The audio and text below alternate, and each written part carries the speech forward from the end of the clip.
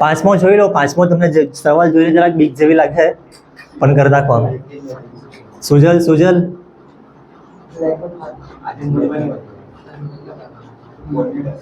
પાંચમો જોઈ લો જલ્દી. ચાલ શ્રેય બોલવાનું ચાલુ કરવા. કેવી રીતના કરીએ? આ ઇક્વેશન પરથી વેલ્યુ બનાવીએ તો આમાં પ્લસ વાળું છે, આ બાજુ હોય તો માઇનસ થઈ જાય. માઇનસ થાય હાર્ડ લાગે તો આના પરથી બનાવીએ ને. આયરો તમારો એકવાર ઓલરેડી થઈ ગયેલો છે, પાછું રિપીટ થતું છે. આપણે વેલ્યુ આના પરથી બનાવીએ. આયરો આ માઇનસમાં છે, આ બાજુ અકડ નાખી દો એટલે જો આ √3x એમ જ ઇઝ ઇક્વલ ટુ આ માઇનસ વાળો નંબર આ બાજુ આવે ને પ્લસ થઈ જાય. જો આ નંબર તમે લખે ને થોડું ખાંચવીને લખજો. ખાંચવીને એટલા સારું કેમ કે અમુક લોકો છે ને √8y લખેલું છે ને, અમુક લોકો શું કરે આયરો આ રૂટ તમે અહીંયા સુધી લઈ લે પછી એક્ઝામમાં તમે કયા આવું લખ્યા આવે ને કે તમે આવું જ કરાવેલું માર્ક્સ આપો મને. એકચ્યુઅલી આ રૂટ અહીંયા સુધી જ છે ભાઈ. રૂટ ખાલી એટલું જ છે, વાય સ્ક્વેર રૂટમાં નહીં મળે. આના પરથી હવે એક્સની વેલ્યુ કેવી રીતે આવે? X is equal two √8y ના આયરો √3 નંબર ડિવાઈડમાં. તો એક્સની વેલ્યુ આ એરિયા આવી છે.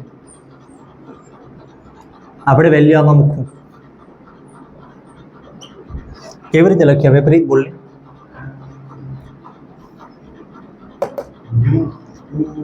√2 પછી એક્સની વેલ્યુ પ્રીત બોલે તો નહીં બોલ. એક્સ ના બદલે શું મૂકવાનું?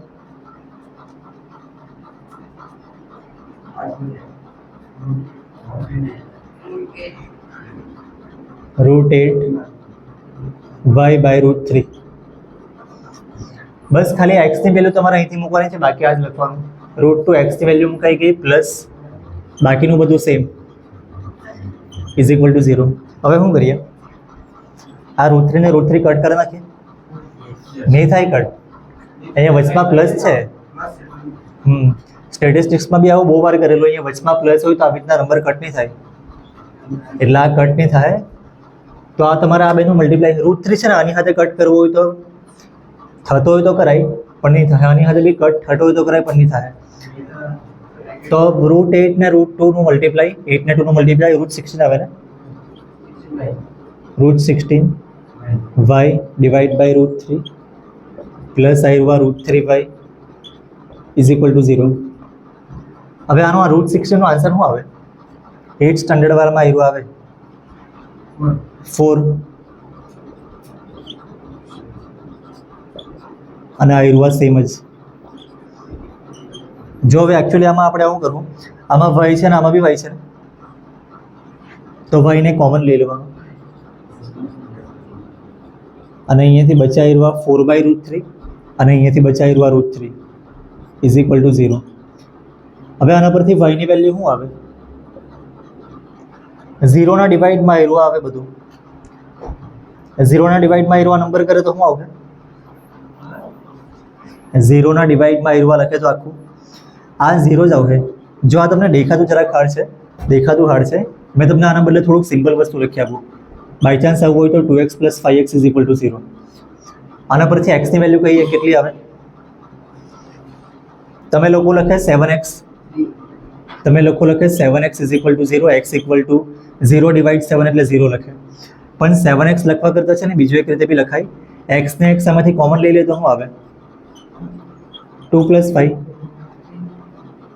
એટલે આયરું આ બી x × 7 જ થયું. પછી આ 0 ડિવાઈડ 7 એટલે આયરું 0 આવ્યું છે. તેવી રીતના જ આયરું ખાલી y ને y કોમન લીધું છે. કોમન લેવશે, કોમન લઈને પછી જે બચે લખ્યું. તમને આયરું આવી રીતના સમજવાનું હાર્ડ લાગ્યા કરે તો તમે આવું જ રાખો. બીજું હું y કોમન લીધો છે. એકચ્યુઅલી અહીંયા 7x આવે ને, 7x કેવી રીતે આવે એ ખાલી મેં કહ્યા કરું. x કોમન લે પછી 2 + 5 કરે તો બી 7x આવી જ જાય. ઠીક છે, ધન્યવાદ.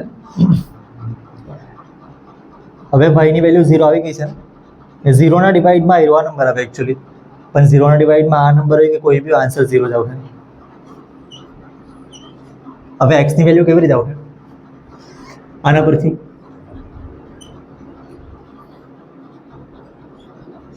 x ઇઝ ઇક્વલ ટુ આયરું આ √8/√3 લખવાનું છે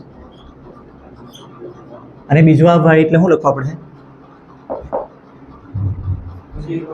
0. તો હવે આન્સર શું આવશે 0 સાથે આનું મલ્ટીપ્લાય પછી આનું ડિવાઈડ બધું 0 જ થઈ જાય એટલે આન્સર બંનેમાં 0 0 આવ્યો. જરાક દેખાતો જરાક હેવી જરાક લાગતો હતો પણ છે ઇઝી જ. તમને ખાલી આ આ સ્ટેપમાં જરાક પ્રોબ્લેમ થાય એવું છે. લખી મૂકો. તમે સવાલ જોયો છે, સવાલ જોઈને તમને શું લાગે પહેલાં શું કરવા જેવું છે? હા શ્રેય, સવાલ જોઈને શું લાગે શું કરવા જેવું છે? હા, આમાં આપણે એક્સ કાં તો વાયની વેલ્યુ બનાવવા પડે. જો અહીંયા એક્સના આગળ શું છે આવો કોઈ નંબર છે, અહીંયા વાયના આગળ આવો નંબર છે, અહીંયા એક્સના આગળ આવું છે, વાયના આગળ આવું છે, એટલે બધું કોઈ બી વેલ્યુ બનાવે ને આવું પ્રોબ્લેમ તો જરાક થાય છે. હોમ તમે કોઈ બી વેલ્યુ બનાવો આગળ રૂટ છે એટલે પ્રોબ્લેમ તો થાય જ. મેં ક્યાંથી વેલ્યુ બનાવું? અહીંથી બનાવું. જો એક ટ્રીક યુઝ કરીએ. ટ્રીક એટલે આપણે અત્યાર સુધી જે કર્યું એ છે. આયરું માઇનસમાં છે ને, તો આને પ્લસ કરી નાખે તો સારું પડે. પ્લસ કરી નાખે તો તમને સિમ્પ્લિફાઈ કરવામાં જરાક સારું પડે. તો આપણે આયરું √3x ઇઝ ઇક્વલ ટુ આયરું નંબર માઇનસમાં હોય તો આ બાજુ આવો. તો આપણે વેલ્યુ આના પરથી બનાવો અને આમ બધું પ્લસ દેખાયા કરે ને. હવે તો પ્લસ દેખાય તો જરાક સારું પડે. એક્સની વેલ્યુ કેટલી આવે? આયરું √8 એમ જ, વાય બી એમ જ અને ડિવાઈડ બાય √3. જો આ રૂટ તમે જેવું દેખાય ને એવું જ કરજો. તમે છે ને કોઈ વાર તમે આવું લખેલું હોય અને તમે કેવું લખ્યું ખબર? બોર્ડ પરથી તમે આયરું કરી નાખ્યું. તો આ ભૂલ છે આમાં. અને એટલે જેવું રૂટ જેટલું હોય તેટલું જ કરવું. વાય પર રૂટ નહીં મળે.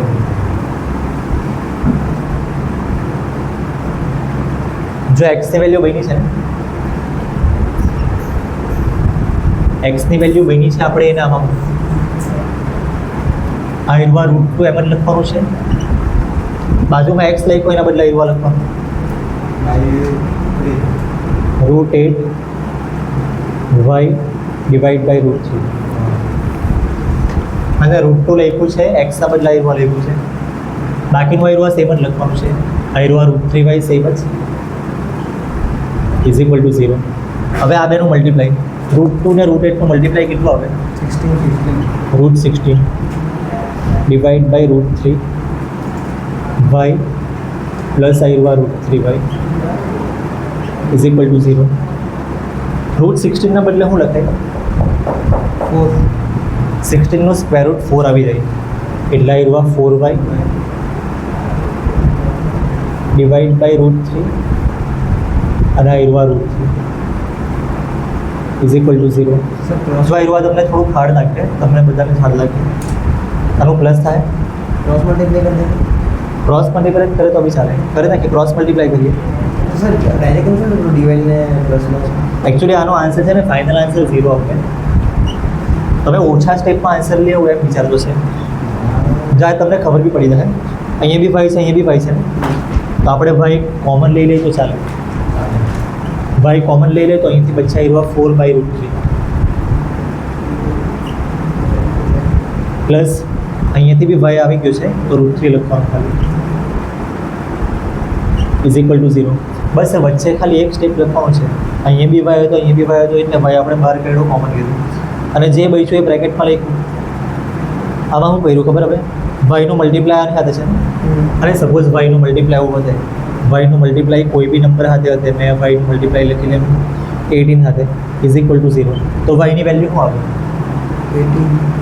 વાયની વેલ્યુ આવે 0/18 એટલે વાયની વેલ્યુ 0 જ આવશે. અને તો તમારે આ સ્ટેપ લખવાનું જ નહીં. વાય સાથે કોઈ બી નંબર મલ્ટીપ્લાયમાં હોય ઇઝ ઇક્વલ ટુ 0 એનો મતલબ વાય ઇઝ ઇક્વલ ટુ 0 જ આવશે. તો જો વાય હતા એનું આખું બ્રેકેટ મલ્ટીપ્લાયમાં હતું તો વાયની વેલ્યુ 0 જ આવશે. y is equal to 0. બસ અહીંયા ખાલી નંબર જરાક નલ્લો હતો 18. અહીંયા નંબર જરાક આવો ખતરનાક છે 4/√3 પ્લસ પણ 0 જ આવશે. આયરું 0 આવ્યું ને, આ તો લખવાનું નહીં મળે, સમજાયું છે. વાયની વેલ્યુ 0 આવ્યું. હવે આપણે આમાં એક્સ ઇક્વલ ટુ આયરું આ તો √8 √3 અને વાયના બદલે હું લખવાનું છે આયરું, તો આ 0 સાથે મલ્ટીપ્લાય પાછું 0, એટલે એકચ્યુઅલી છે ઇઝી. તમને અમુક 0 0 આન્સર આવે એટલે જલ્દી પતી જતું છે. જો 0 ના બદલે બીજો કોઈ નંબર આવશે ને તો બહુ વાર લાગશે આમાં, પણ 0 જ છે એટલે આયરું આ બધી લખેલું હોય.